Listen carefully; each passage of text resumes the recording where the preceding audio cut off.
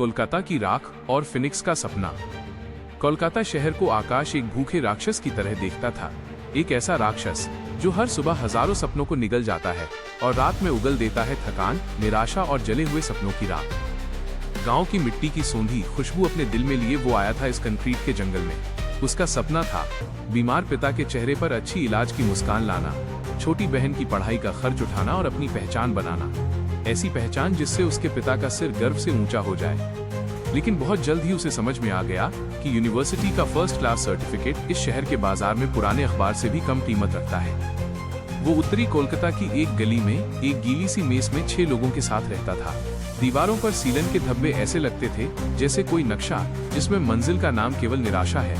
एक ही टिमटिमाती बल्ब की रोशनी में 6 अधूरे जीवनों की हार और आहें घुल मिल जाती थी। अपमान की पहली चिंगारी।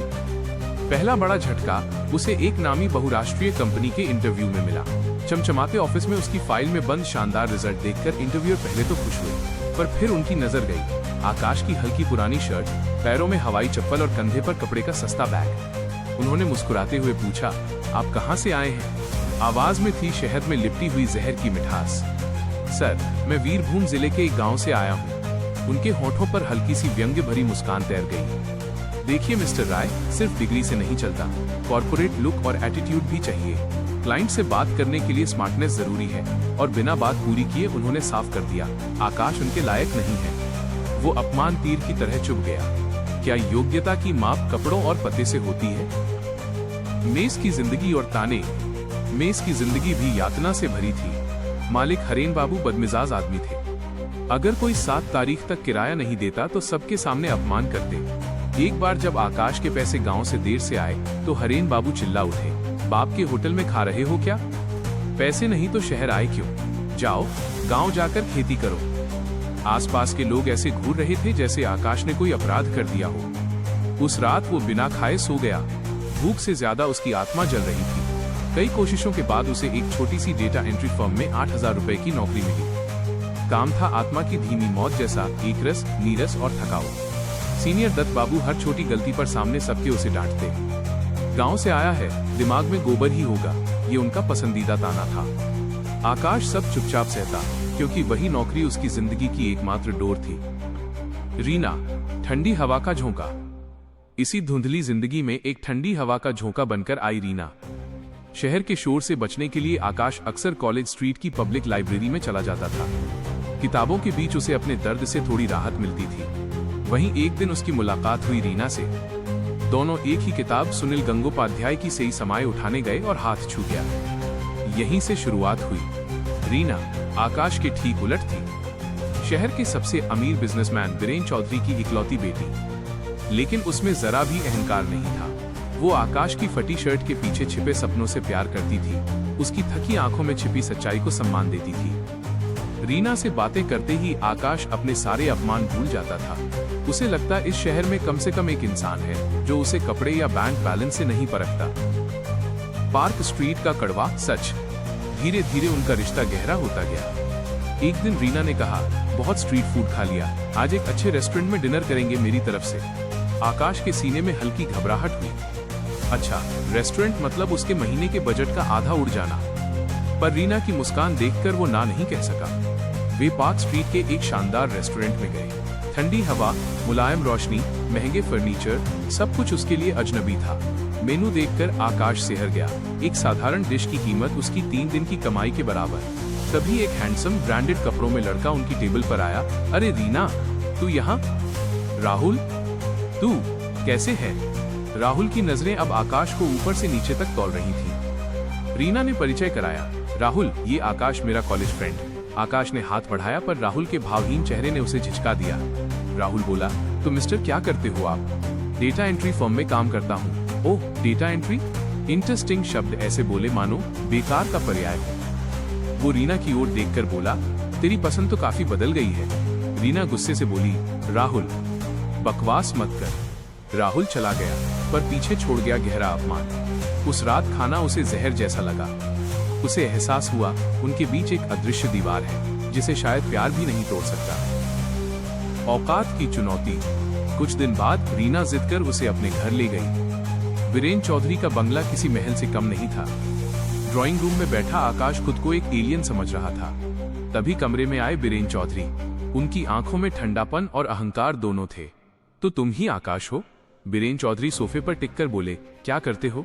सर, एक डेटा एंट्री फर्म में काम करता हूँ। सैलरी 8,000। उन्होंने हंसकर कहा, 8,000? इस रकम में तो मेरे घर का माली काम करता है, और तुम सपने देखते हो मेरी बेटी के साथ? वो आगे झुके। हर इंसान को अपनी औकात पता होनी चाहिए। तुम कहाँ और मेरी बेटी कहाँ? तुम जैसे 1000 मिट्टी के कण रोज इस शहर में आते हैं और गुम हो जाते हैं। मेरी बेटी की जिंदगी में मत आना, वरना इस शहर में सांस लेना भी मुश्किल कर दूंगा। Get out. आकाश के पैर कांप रहे। धीर रखी। दरवाजे पर रीना खड़ी थी। आंखों से आंसू बह रहे थे। आकाश बिना देखे चला गया। उस रात वो पहली बार बच्चे की तरह फूट फूट कर रोया। औकात, धूल का कण, कीड़ा, ये शब्द हथौड़े की तरह उसके सिर पर बज रहे थे। दूसरा युद्ध। कुछ ही दिन बाद गांव से खबर आई उसके पिता नहीं रहे।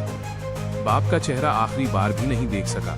पिता की मौत और बीरेन चौधरी का अपमान दोनों ने उसे अंदर से पत्थर बना दिया। उसने रीना से हर संपर्क तोड़ दिया। प्यार, सपने, सब बेमानी लगने लगे। फिर शुरू हुआ उसका दूसरा युद्ध। अब अपमान ही उसका ईंधन था। वो काम में डूब गया। दिन रात एक कर दिया। सीनियर हंसते, क्या कंपनी का मालिक बनेगा? वो चुप रहता, बस काम करता। 2 साल बीत गए। आकाश अब कंपनी का सर्वश्रेष्ठ कर्मचारी था। उसे एक बड़ा प्रोजेक्ट मिला, कंपनी के पुराने रिकॉर्ड्स को डिजिटाइज करने का। एक रात वो अकेला काम कर रहा था। 20 साल पुराने फाइलों में उसे एक अजीब पैटर्न दिखा। वो और गहराई में गया। रात दर रात जागकर उसने जांच जारी रखी। 1 महीने बाद जो मिला, उसे देखकर उसका खून जम गया। वो एक बड़ी वित्तीय घोटाला था, जिसका मास्टरमाइंड था कंपनी का CFO यानी बीरेन चौधरी का दाहिना हाथ। आत्मसम्मान की जीत। अब आकाश के पास था बदले का सुनहरा मौका। जिस आदमी ने उसे धूल का कण कहा था, उसका साम्राज्य वो एक झटके में मिटा सकता था। लेकिन तभी उसे अपने पिता का चेहरा याद आया। प्रतिशोध शक्ति नहीं, कमजोरी है। उसने दूसरा रास्ता चुना। अगले दिन वो सारे सबूत लेकर चौधरी ग्रुप के हेड ऑफिस पहुंचा। वही आलीशान कमरा, वही ठंडी हवा। बीरेन चौधरी उसे देखकर चौंक गए। तुम, हिम्मत कैसे हुई यहाँ आने की? आपके साम्राज्य की सच्चाई दिखाने। आकाश ने पेन ड्राइव टेबल पर रखी। फाइलें देखकर बीरेन चौधरी का चेहरा पीला पड़ गया। कुछ देर बाद उन्होंने ऊपर देखा। अब उनकी नजरों में न तिरस्कार था, न घमंड, बस हैरानी, कृतज्ञता और शर्म। तुम मुझे खत्म कर सकते थे। कर सकता था, पर मैं बदले में नहीं, न्याय में विश्वास रखता हूँ। क्या चाहते हो तुम? 2 शर्तें। कौन सी? पहली, आपकी कंपनी का पूरा डेटा मैनेजमेंट प्रोजेक्ट मेरी फर्म के माध्यम से ऑफिशियल टेंडर और मेरिट के आधार पर। बीरेन चौधरी अवाक रह गए। और दूसरी, आप ये बात रीना को कभी नहीं बताएंगे कि मैंने आपकी कंपनी को बचाया। क्यों? क्योंकि मैं रीना का प्यार किसी एहसान के बदले नहीं चाहता। अगर वो मुझे चाहेगी तो मैं अपने दम पर उस जगह पहुंचूंगा जहां उसके पिता की नजर में मुझे देखने की हिम्मत हो। उस दिन मैं उसका हाथ मांगूंगा, भीख में नहीं, हक में। बीरेन चौधरी स्तब्ध थे। आकाश ने उन्हें पराजित किया, बिना बदले, बिना घृणा के। जिसने उसे धूल का कण कहा था, आज वही उसके सामने सिर झुकाए खड़ा था। आकाश ने उसका साम्राज्य बचाया, लेकिन अपना आत्मसम्मान नहीं बेचा। वो राख से उठे फिनिक्स की तरह था। अपने दुश्मन को हराकर भी इंसानियत जीत ली थी। उसे समझ में आया, सच्ची ताकत पैसे या पद में नहीं होती, बल्कि अपनी रीढ़ सीधी रखने में होती है। यही समाप्त नहीं होता। अगर आपको ये कहानी पसंद आई हो तो हमारे चैनल को लाइक करें, शेयर करें और सब्सक्राइब करें। आपका प्यार ही हमें और प्रेरणा देता है ऐसी और भी अच्छी कहानियां बनाने के लिए। पूरा वीडियो देखने के लिए धन्यवाद। फिर मिलेंगे अगले वीडियो में। तब तक स्वस्थ रहें, खुश रहें।